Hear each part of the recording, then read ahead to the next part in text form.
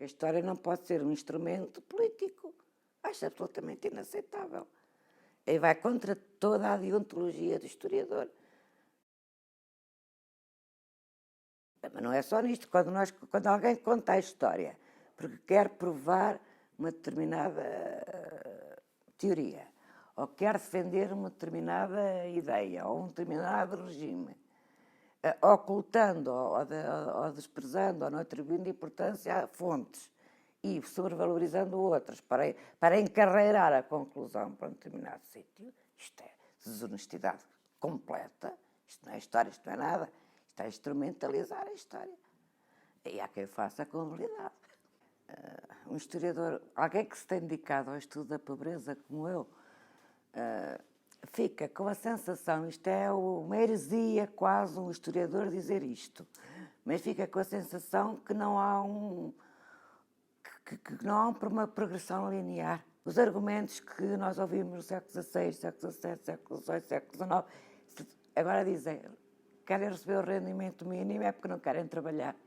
Isto era exatamente o que se dizia há 400, há 500 anos. Quando as pessoas são incapazes de ver a conjuntura, quando as pessoas são incapazes de ver que é todo um sistema que empurra as pessoas para a pobreza e atribui a pobreza a vícios individuais, nós não avançamos nada. Nós não avançamos nada e isto é muito triste quando vemos pessoas com responsabilidades ou que querem ter responsabilidades políticas ter este tipo de argumentos e é ignorar completamente como é que foi vista a pobreza no passado e porque se via assim, como é que nunca se conseguiu resolver. Aqui há uns anos ouvi um líder partidário repetir uma argumentação que era exatamente igual à de um édito do Carlos V. Exatamente igual. O que a mim me choca profundamente nos dias de hoje, ainda é outra questão, é como é que nos dias de hoje alguém que trabalha a tempo inteiro e o ordenado é tão baixo que não lhe permite sair da pobreza. Isto é absolutamente inaceitável. Eu, quando escrevi a minha tese de doutoramento, que já apresentei em 1999, imagina, eu escrevo lá na introdução que essa característica, ter trabalho pleno e não ser o suficiente para sair da pobreza, que era uma característica da época moderna, dizia eu. Mas nós estamos a viver isso. E isso é inaceitável. Portanto, estes temas que eu trabalho muito com os alunos, que são as questões das políticas sociais, da pobreza ou das mulheres, continuam a ser muito atuais, infelizmente. Continuam aquele estereótipo de mulher, doçura, anjo, emoção. E isto tem de ser desconstruído. Quando é que surgiram este estereótipo? Vem desde sempre? Não, este estereótipo de mulher anjo, mulher doce, mulher fada, é século XIX. Nem sequer é muito antigo, mas marca, continua a marcar. E agora está também muito presente esses partidos que se insurgem contra aquilo que eles chamam de ideologia de género, que está aí. Ideologia de género é o que eles defendem. Isto não é ideologia de género. O que eles chamam de ideologia de género não é ideologia de género.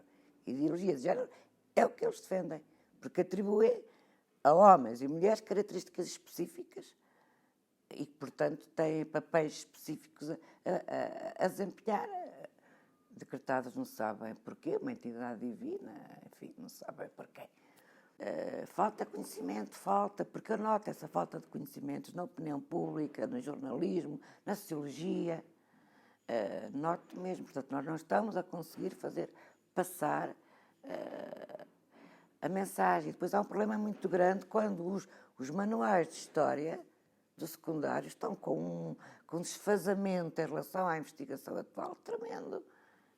Olha, uma das áreas que eu tenho trabalhado são as misericórdias, porque é muito difícil estudar os pobres, é como as mulheres. Pobres e mulheres não deixam registros escritos, só deixam poucos. Temos os outros a falar deles. Portanto, para apanharmos pobres, as instituições privilegiadas, as primeiras que nos lembramos, são as instituições que socorrem. Porque aí vamos encontrá-los, e ver de onde são, onde é que vivem, que idade têm, etc., para os caracterizar socialmente. E, portanto, a partir dos pobres, porque o meu interesse inicial não foram as misericórdias, nem foram as instituições, foram os pobres. Mas para estudar os pobres fui ter à instituição. E as misericórdias, normalmente, e esta de Coimbra, têm arquivos muito ricos, elas conservaram a documentação. Pronto.